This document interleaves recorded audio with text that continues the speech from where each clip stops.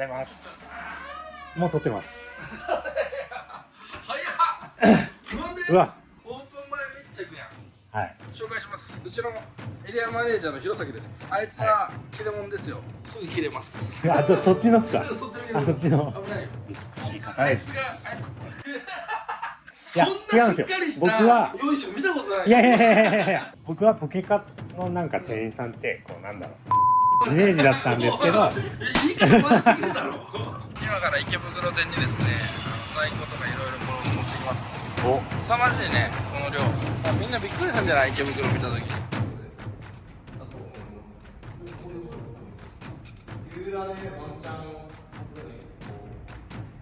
あとさ、ここニンニン。山崎さん、結局ニンニンのさ、パネルみたいなのってくんの、ここに。シークレットみたいな。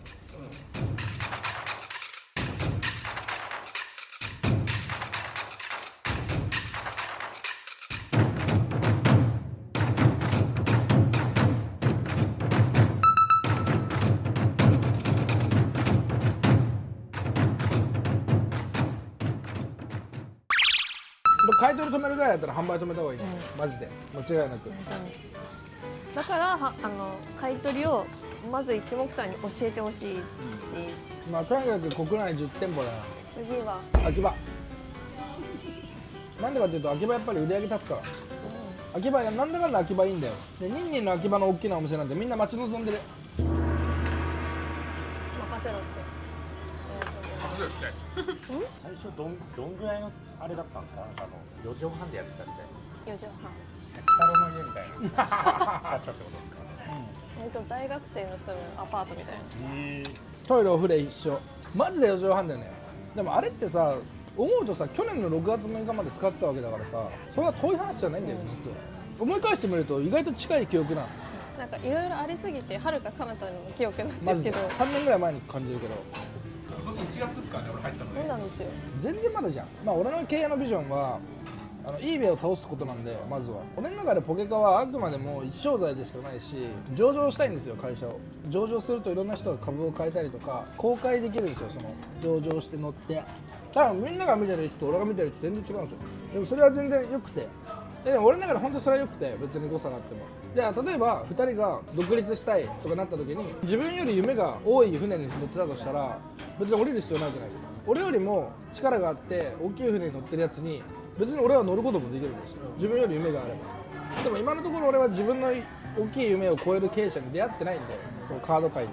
だから俺は自分で今やってるだけで、別にもっと、別の社長とかがじゃあ任に欲しいってなって買収したいってなった時に、上場俺目指してるんだよね、一緒に上場しようって言ってくれるんだったら、それは乗る価値あるなと思うし、別に俺カードショップだけやりたいわけじゃないんで、それはもちろんカードは好きだし感謝してるけど、やっぱ上場したいっていうのは一番です。Google って上場する前に普通にただ最初から料理人いたんですよ、実は。でその人に上場した時に株渡してたんですよね。で今どうなったかっていうと、その人独立したんですけど、上場して株売却したら10億になったんですよ。だからこういう新規事業の新しくて伸びてる会社って最初から頑張ってた人たちはめちゃくちゃメリットあるんですよ。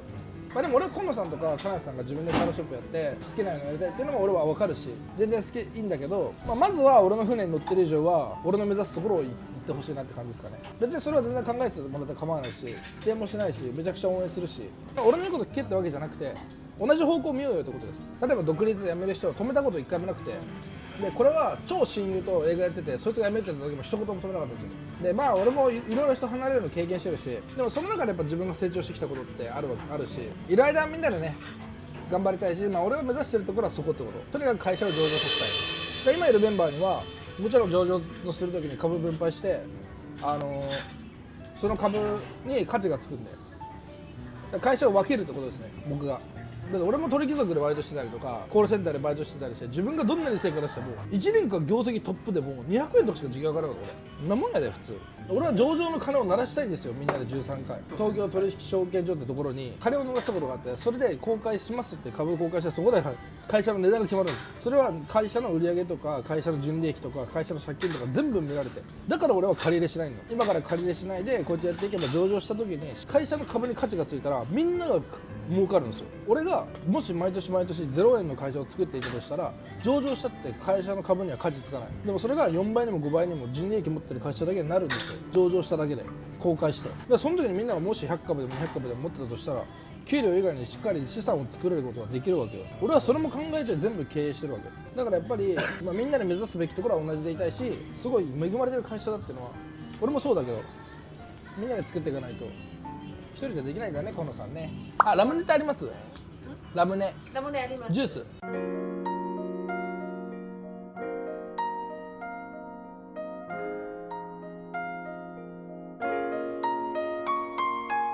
ニンニンはすごいよ本当に。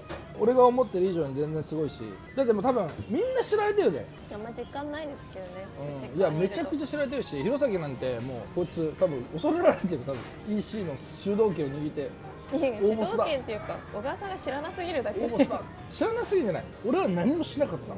得意じゃない分野はやらなくていいっていうタイプの人なの。得意なことだけ伸ばせって俺タイプだから全部0点でも1個だけ100取れて、そしたらどっかが必要としてくれるから。0と100が多分お互いに全く違うんです、ここは。ちょうどあったここの0と100は。で河野さんは今の店マッチしてるしね。転職だね。ずっと言ってたもんね、入ったぐらいからね。私思うのはオープンしてから年末までの売り上げと今野さん入ってからの売り上げってもう一気に変わってるんですよ。変わってる。そういうのもやっぱりあるなっていうのを思いますね。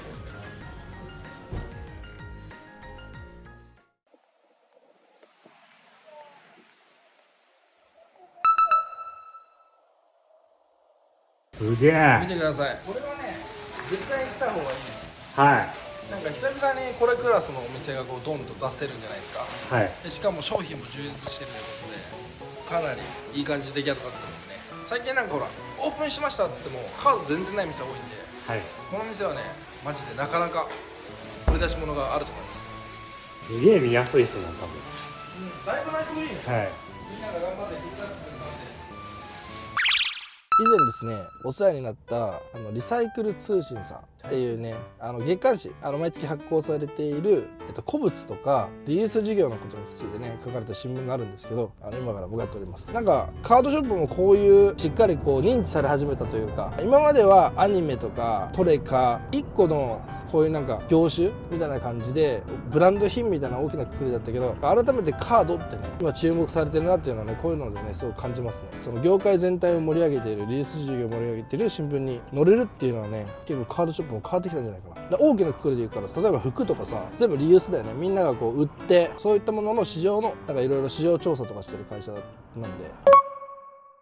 映画監督からのもともとは映画監督をやっていて、その前はちょっと役者やってた時期7年ぐらいあるんですけど、映画監督でお金がなくなって起業したんですよ映画を撮りたくて起業したんですよ、っていうのはお金すごいかかるんで映画が。それでリユースから始めようっていうでやっぱ市場調査するじゃないですか起業するにあたって。まず海外に入ってるものっていうところで撮れたっていうところに 3,4 年ぐらい前ですかね。コロナになる前後ぐらいですか？そうなったかなってないかぐらいの時だったと思いますね。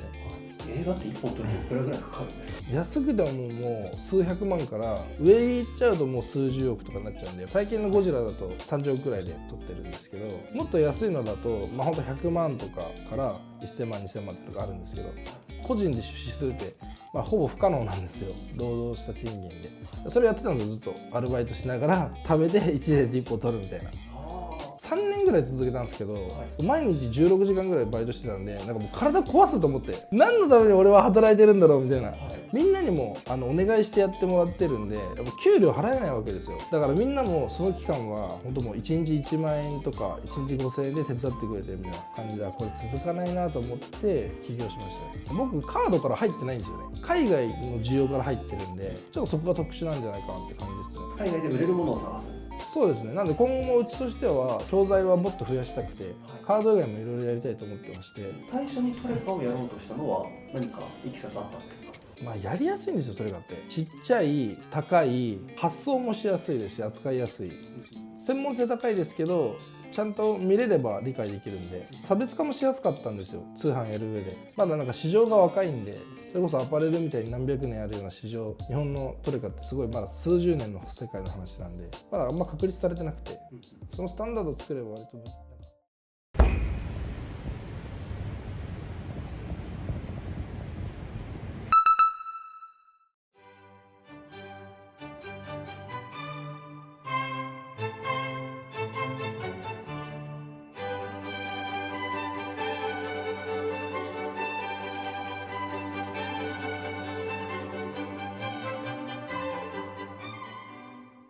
エレベーター口から来ていただくとこちら、まずポケモンのサプライがね大量に並んでおります。すごいよ。このまま来てもらうと、ここがね今プレイ用で使ってるカードたちがこうやって並んでるわけですね。どうですかこのハイケース、どうでかいね。ニンニンここまで来た、ついに。ということでこちらでどうぞ。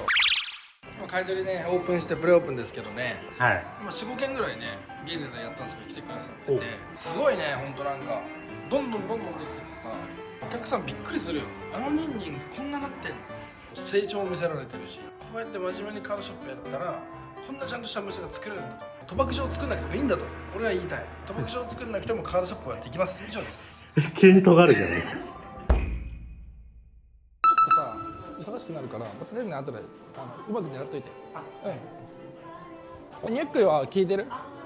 ニュックは有料ボックスいくら？ちょっと待って今確認する。高橋さんちょっと一瞬いいですか？すいません。ニュックごめん、ちょっと高橋さんとオペレーション交換してもらっていい？ちょっと反動変わりますね、申し訳ないです。ちょっとこちらのお客様有料の見てきたね。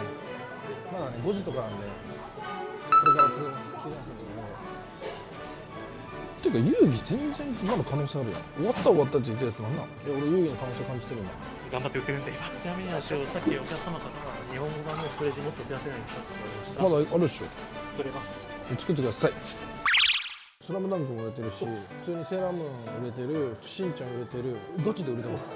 ちょっと俺買い取りたい。かなりね好評ですよ正直。ここ売れてない。落ち込まないよそんな。はい、これが売れるから。ありがとうございます。よかったら見ててください。だいぶいい綺麗なの出てるのと破格で置いてあります。結構綺麗です。お手つきですか？はい。そしたらポケカのショーケースの特価を増やしてあげとしてってて、遊戯の人ツイートなんかいいねついてるね。いいやつを出したんで。ああ、そういうことね。いらっしゃいませ。ここからあと4時間、3、4時間半ぐらいか。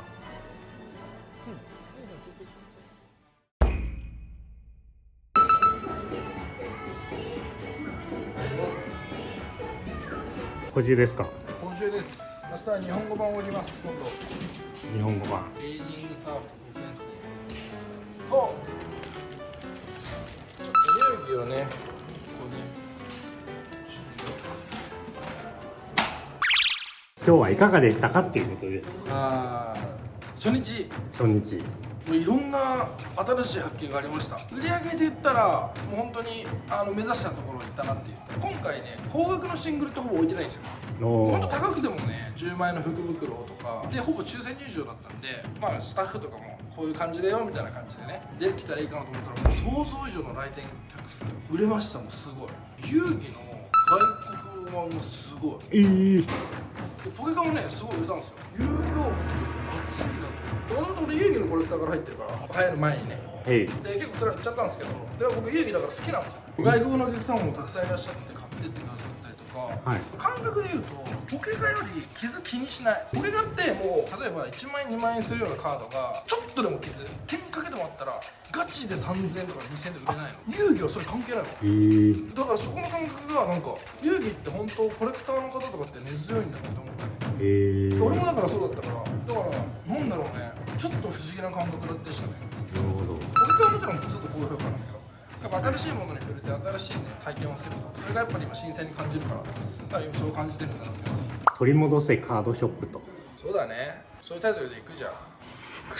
でも俺らが出した時って6月なんだけど去年のあんまりそこまでカードショップなくて、今本当にさなんていうの賭博場が乱立してるけど本当一部でうちはね本当カード大事にするんでね売りに来てほしいですね。頑張って買い取るんで、たくさんねこういう珍しいカードを持ってきていただけると非常に嬉しい。でお店は秋葉原、中野、池袋3店舗ございます。これどこに売りに行ってもいいいです。中田は遊戯書いてれないけど、秋葉原はなるべく遊戯とポケカ頑張ります。なんでそういったのはね、池袋持ってきていただければなと思いますんで、ただ秋葉でもね、遊戯の英語版とか遊戯のレリーフとか頑張って買いますんで、大丈夫やれるから。今と息切れしそうになって来てください。はい、以上でございます。ありがとうございました。ありがとうございました。